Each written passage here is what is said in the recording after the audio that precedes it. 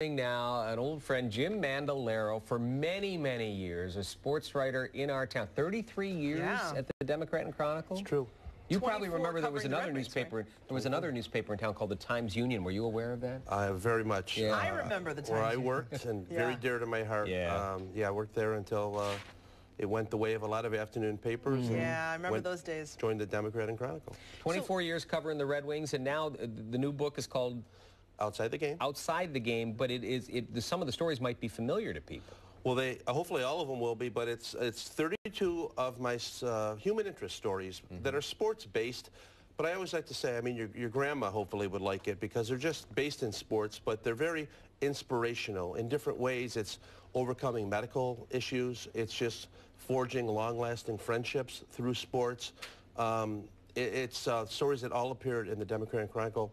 I think the earliest one is 1995 to last year.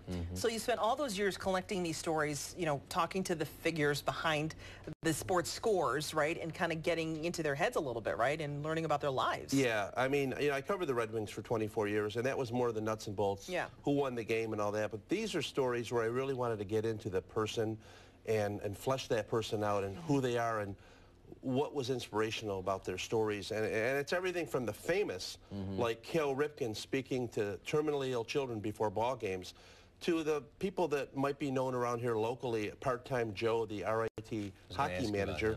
Yeah, who 30 surgeries in his first 21 years, and yet he goes out, he's a hockey manager for 4 years. I will never forget that reading your story on him and how, you know, it was inspirational. He is so inspirational. He's one of those people you read his story and you say, I have problems? You know, I have challenges? Yeah. You covered one Abby Wambach from many years ago before she became, just before she exploded in fame. I covered Abby for 4 years in college at the University of Florida, but I'll say this.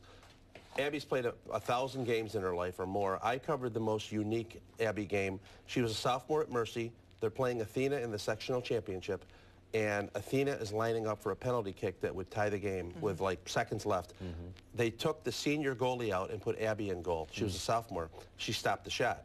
So after the game, I said to Abby, how many times have you played goalie? She'd never played it in my life. The coach thought she was the best athlete. So and that's one of her greatest memories is she went in goal and stopped the game to give them the victory. So she's amazing. Yeah, she really is. What a That's story. a great story. As you look back on this, now you've moved on. You're now working at the University of Rochester on your third day post newspaper world.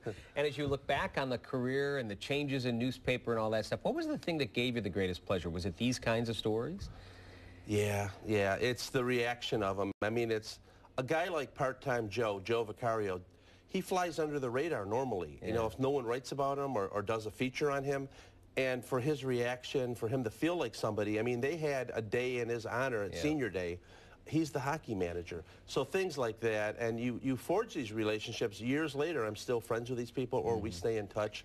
Those are much better than any Red Wing win or loss that I had to cover. So that actually takes a lot of skill, doesn't it? Having to kind of pick out the person behind the big story that may actually be an even better story. Well, it is, because you're going in, and they have adversity, which is why you're writing about them in many cases. And I'm supposed to go in and befriend them and say, tell me why it's tough to have 30 surgeries in 21 years. So you really do have to forge some kind of a bond with them to get them to open up, to make the story really detailed. Real quick, Jim, where can people get this book? RIT Press is the publisher. You can get it at their website, which is ritpress.rit.edu. You can message me on Facebook, and I can make sure you get an inscribed copy, or it's on Amazon. Excellent. I love it. Good luck with the book, Jim. Jim. Thank you so much.